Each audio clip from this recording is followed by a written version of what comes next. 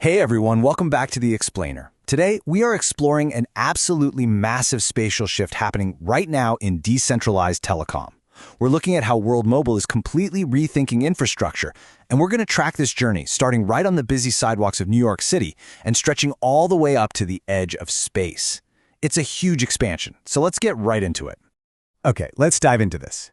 You know that feeling, right? You step off a plane in a totally new city.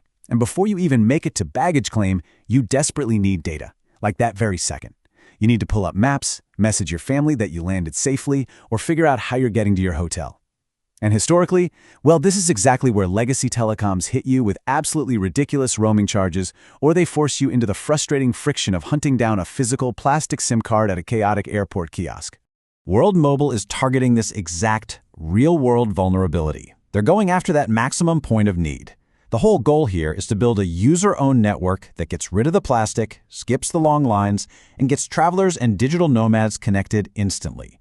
Whether you're heading out for a summer vacation or you're just constantly on the move for work, they want to make sure that the exact moment you need a connection, you have a completely frictionless, simple way to activate your service. No headaches involved. So here is our flight plan for today. First, we'll look at connectivity at street level. Second, the ground game with NYC bodegas. Third, we're taking it up to the stratospheric layer. And finally, we'll wrap up by measuring actual ecosystem growth. All right, kicking things off with Section 1, connectivity at street level, which is really all about meeting the customer exactly where they are. The source data here is pointing to a massive catalyst.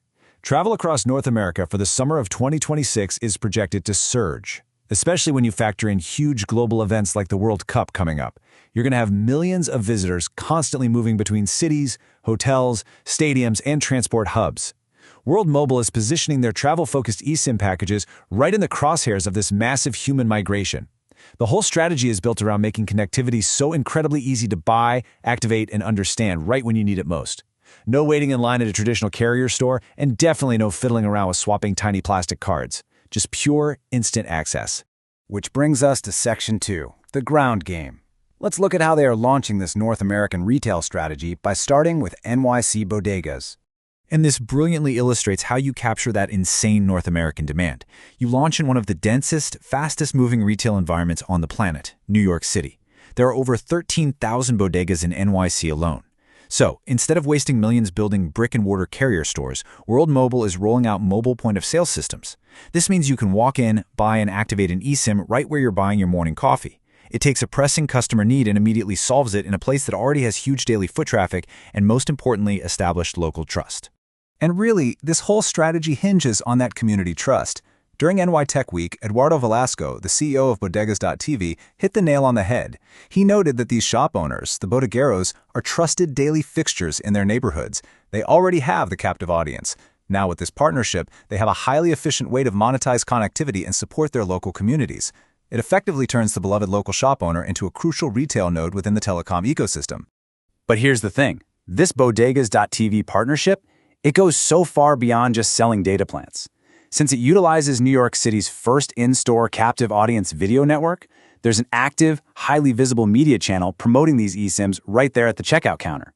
But the real aha moment for decentralized tech fans is the pathway for these very same store owners to become actual network builders. Actually, during NY Tech Week, they planned an AirNode installation right in a Bronx host bodega. They are literally installing decentralized infrastructure, the actual hardware beaming out the signal inside community shops. This is the entire ethos of a user-owned network coming to life. And keep in mind, this massive US expansion isn't just starting from scratch. It heavily leverages World Mobile's prior acquisition of an 18.5% stake in Quentis Inc. By combining Quentis's exclusive US mobility licenses and their already established operating structure with that massive Bodegas TV retail footprint, they've essentially unlocked a fully formed nationwide distribution channel overnight. It's a really smart strategic shortcut. Let's move on and see how this builds into the bigger picture. We've got the foundation laid out on the concrete: local retail, trusted bodegas, and airnodes. Now, let's dramatically pivot and look at how this connects to a completely different, almost sci-fi frontier, the sky strategy. We're talking about moving from ground-level hardware straight up to airborne connectivity and advanced AI integration. That takes us straight into Section 3, the Sky Game, exploring the stratospheric layer and how they are building infrastructure for the AI economy. So, what exactly is this stratospheric layer? Think of it like a giant missing puzzle piece in modern telecom. It's a brand new airborne connectivity layer that sits securely above the traditional ground-based cell towers, but below those high-orbit space satellites. It acts as high-bandwidth, direct-to-device infrastructure that is being designed specifically to handle the absolute fire hose of data demands coming from the emerging AI economy. It is next-level tech. Now, obviously, to fund something this ambitious, they are preparing a capital raise. But what's particularly notable here is how they're approaching it. Before going out and engaging the broader institutional investors, they are opening a private window specifically for eligible community members to submit non-binding indications of interest. It's a really unique community-first approach. It gives early network participants the first look at this major infrastructure funding, allowing them to review the opportunity with potential preferential terms before the broader global outreach even begins. All right, moving into our final section, measuring ecosystem growth, where we actually track the bottom line. Now, what's really interesting about this data is seeing how all this physical infrastructure actually translates into cold, hard revenue. Globally, we are seeing very steady, consistent progress.